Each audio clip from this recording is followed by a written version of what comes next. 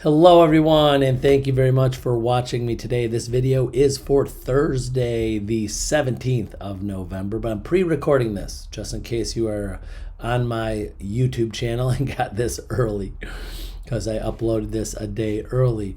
But I have a busy Thursday and Friday packed with agents and just want to make sure I make sure I get these videos out. So today, the topic for Thursday, the 17th, is the persuasion equation.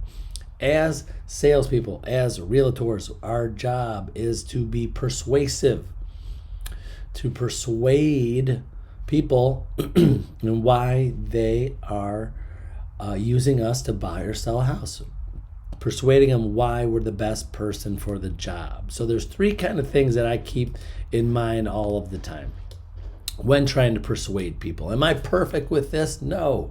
You can't be perfect with everybody on all areas of these three things, but at least have these three things in your mind when you are trying to persuade someone and prospecting and calling people. So here are the three things. I'll go through them, then kind of go back. One is your image. Two is body language. Three is voice. And my voice is still getting over my cold. But so, one, your image. What kind of image? What kind are you, professional image, a casual image? What kind of image are you presenting and persuading people with? So that's all relative to you.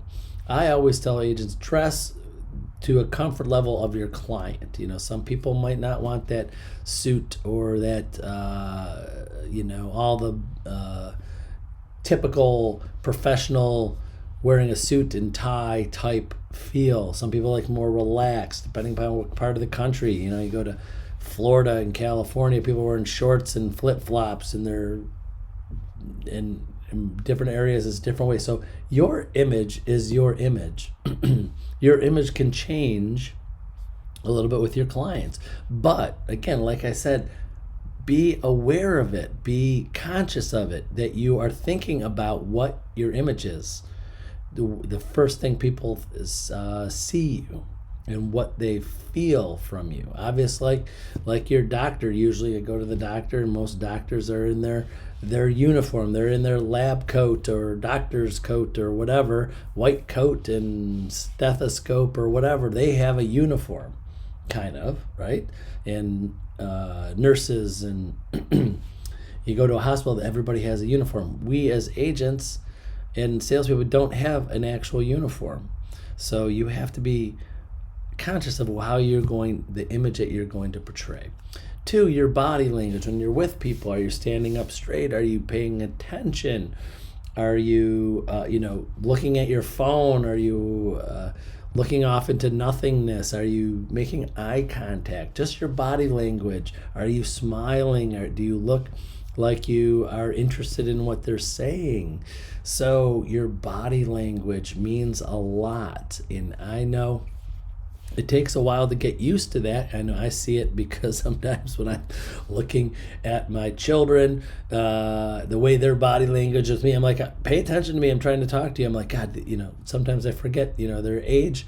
They're just not used to that yet. And I'm like, wow, what happens if they want to be salespeople someday? They can't be staring at their phone or putting their phone on the desk. I get that a lot. I have a pet peeve of that for myself. When I'm having a meeting with somebody, I mean, if it's a friend or relative, but I'm having a business meeting with somebody, I hate when that phone comes out of their pocket and comes up right there. That tells me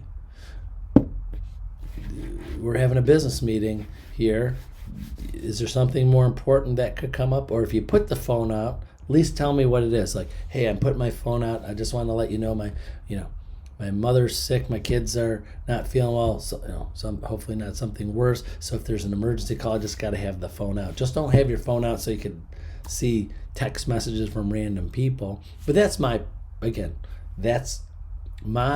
image I want to see. That's the body language I want to see from a business side of things. I don't want my doctor to put their cell phone out when we're dealing, having an exam. So, but I'm just making an example of body language. Three is voice. This is a hard one too. It's just how your inflection, or your empathy, your sympathy. So I say this every day to at least one agent. Please, when you're whatever we're discussing, dealing with a buyer, a seller, another agent, please call them, because your voice explains a lot of what you're saying without you even knowing it. What I mean by that is, if you text somebody, email somebody, it doesn't show how much you care. It doesn't show how much you're interested. It just shows words and letters, and then you have to hope they interpret the words the way. But when you talk, your voice, the way you say things, the ups and downs, and in how you enunciate different words in a sentence, explains to you so much.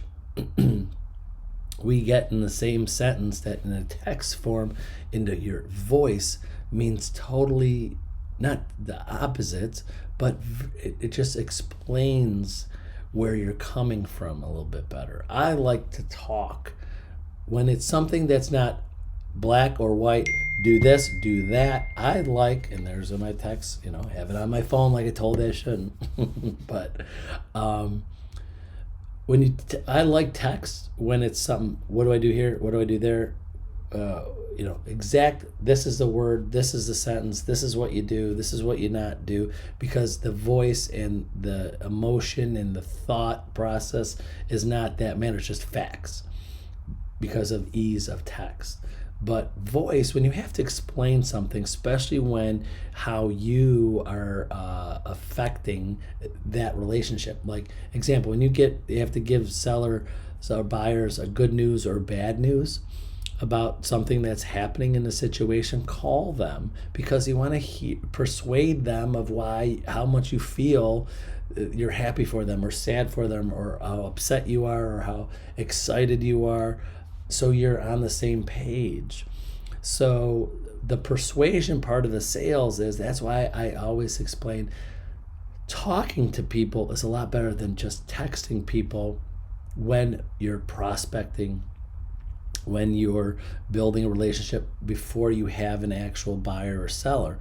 Because if you're just texting them, it's keeping your name in front of them, but you want to have some type of conversation, some type of where they hear your voice of how excited or happy you are to have them as a future client someday, so they could at least hear your voice and have that connection. So think of these things. Again, it's all different for everybody, but you have to be at least conscious of those kind of three things: your image, your body language, and your voice, and how you're coming across to people. Again, am I perfect with this?